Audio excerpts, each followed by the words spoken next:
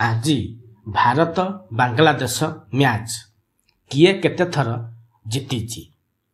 ଜୟ ଜଗନ୍ନାଥ ବନ୍ଧୁଗଣ। Champions trophy 2025 ଫେବୃଆରୀ 19ରୁ ଆରମ୍ଭ ହୋଇସାରିଛି। ଏହି ଟୁର୍ଣ୍ଣାମେଣ୍ଟର ପ୍ରଥମ ମ୍ୟାଚ୍ ପାକିସ୍ତାନ ଏବଂ ନ୍ୟୁଜିଲ୍ୟାଣ୍ଡ ମଧ୍ୟରେ ଖେଳାଯାଇଥିଲା, ଯେଉଁଥିରେ ନ୍ୟୁଜିଲ୍ୟାଣ୍ଡ 60 ରନରେ ପାକିସ୍ତାନକୁ ପରାସ୍ତ କରି ନିଜେ ବିଜୟୀ ହୋଇଛି। ଚମ୍ପିଆନ୍ସ ଟ୍ରଫିର ଦ୍ୱିତୀୟ ମ୍ୟାଚ୍ ଭାରତ ଏବଂ ବାଂଲାଦେଶ ମଧ୍ୟରେ ଆଜି ଦୁବାଇରେ ଅପରାହ୍ନ 2:30ରେ ଖେଳାଯିବ।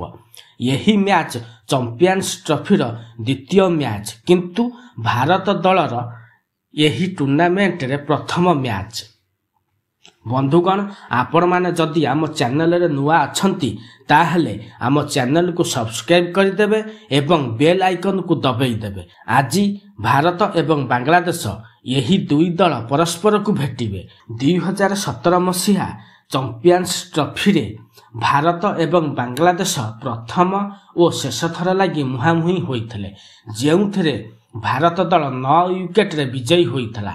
ଦିନିକିଆରେ ଭାରତ ଏବଂ ବାଂଲାଦେଶ ମଧ୍ୟରେ ମୋଟ 42ଟି ମ୍ୟାଚ୍ ଖେଳାଯାଇଛି, ଯେଉଁଥିରୁ ଭାରତ 33ଟିରେ ବିଜୟୀ ହୋଇଥିବା ବେଳେ 8ଟିରେ ବାଂଲାଦେଶ ବିଜୟୀ ହୋଇଛି। କିନ୍ତୁ ଚମ୍ପିଆନ୍ସ ଟ୍ରଫିରେ ମାତ୍ର ଥରେ ମୁହାଁମୁହିଁ ହୋଇଛନ୍ତି ଏହି ଦୁଇ ଦଳ, ଯେଉଁଥିରେ ଭାରତ ଦଳ ବିଜୟୀ ହୋଇଥିଲା।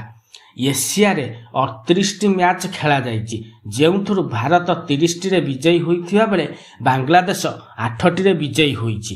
ସେହିପରି ICC ପ୍ରତିଯୋଗିତାରେ 5ଟି ମ୍ୟାଚ୍ ମଧ୍ୟରୁ ଭାରତ 4ଟିରେ ବିଜୟୀ ହୋଇଥିବା ବେଳେ ବାଂଲାଦେଶ 1ଟିରେ ବିଜୟୀ ହୋଇଛି।